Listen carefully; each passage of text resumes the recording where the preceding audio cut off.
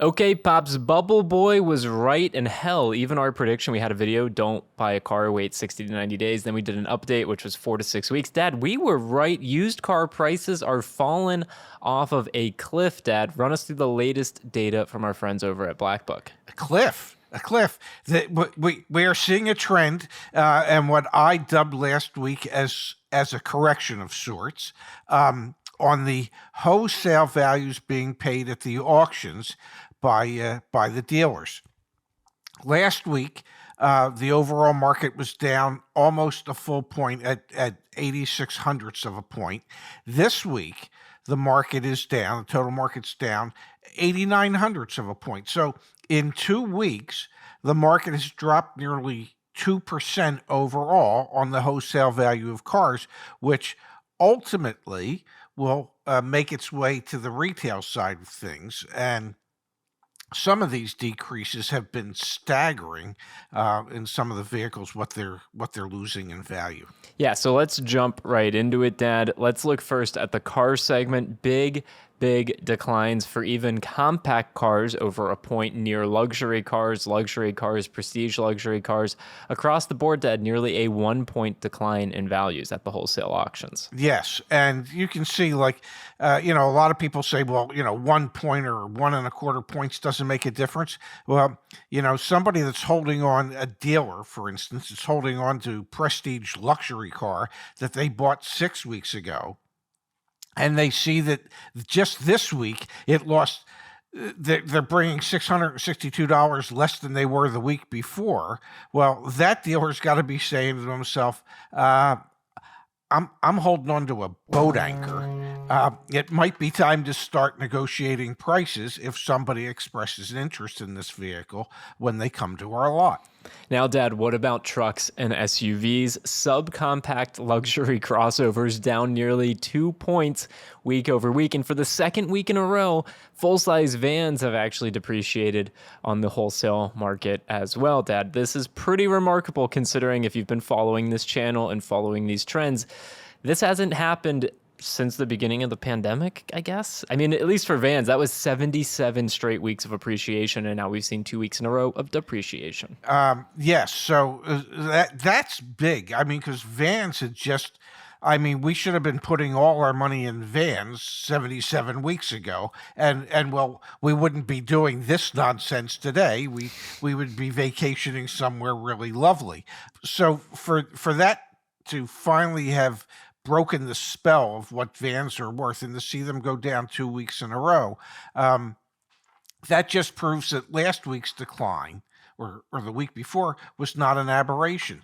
Things are, there's an impact against every type of vehicle as far as wholesale values are concerned. Yeah, there really is. And we're starting to see, Dad, and this has been now maintained week over week, the amount of time that used car inventory, is spending on a dealer's lot is up from where it had been. And so that means, more interest payments, more carrying costs, more floor plan expense, which ultimately leads to a more negotiable vehicle. Our negotiability score back at joinYAA.com was pretty not useful for a period of time here, Dad. It is useful again for used cars because it's expensive to hold on to this inventory and you can't just turn around and sell it at the dealer auction and be okay. There's more incentive than ever before for a dealership to sell a used, and especially an aged used car, to a consumer rather than to hold on to it and watch it be that sinking boat anchor like you were describing. Exactly. And, as you know, I read a lot of the comments that we get on our YouTube channel,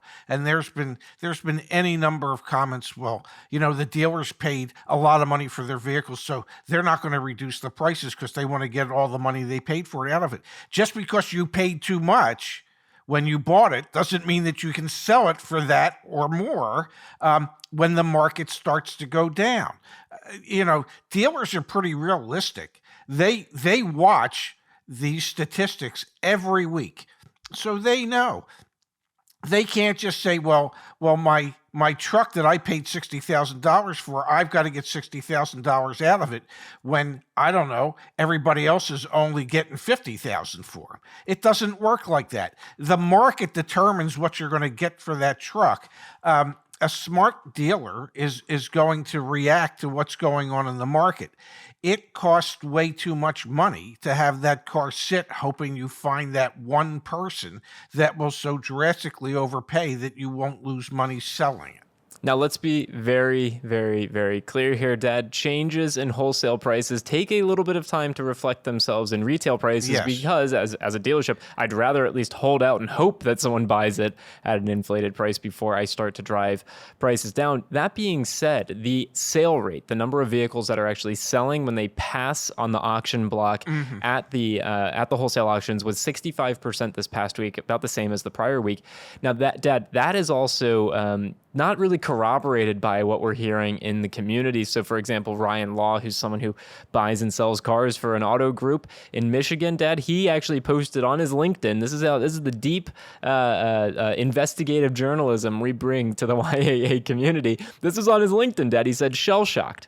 The Ford lane at Manheim, Detroit today ran 169 cars, had 126 no sales. I've never seen that happen before, and there wasn't one rental car company bidding either. I guess you could say the market has taken a turn downward. So while Black Book is saying, 6.5 out of 10 cars that make it on the auction block are selling, what we're hearing from folks that are actually at the auctions is that it's not quite that many. That would be an indication, Dad, that floor prices for these vehicles are a little too high for buyers' appetites. And honestly, I wouldn't be surprised now 2 weeks in a row of significant declines at the wholesale auctions. We're another 2 weeks away from those floor prices coming down considerably. Because if I am holding a high floor and I've got, what was the math on what Ryan said? Maybe it was like 60% or 50%. No, he said, wait, I want to get this right. He said 126 out of 169 had no sales. Yeah. What's that like? That's like a 20% sales rate? Yes, maybe something like that, a third perhaps. A third? Okay, so if 70% of my vehicles are not selling, that means I'm going to have to lower those floor prices, which again is just going to drop used car prices even more. So these are some really strong indicators, Dad, that retail used car prices will be coming down if they haven't already. Well, and you said it last week. There was a comment, and somebody said, "Well, these are minor drops," and I think you said it was like 2.5% over the month. Well, and now suddenly, and that was last week, and now you get to add another point to that. That's 3.5% in like 5 weeks. That's a significant decline in the wholesale values of something. If it was the other way around, we'd be screaming, oh my God, those are unbelievable increases. Those are like inflationary type increases.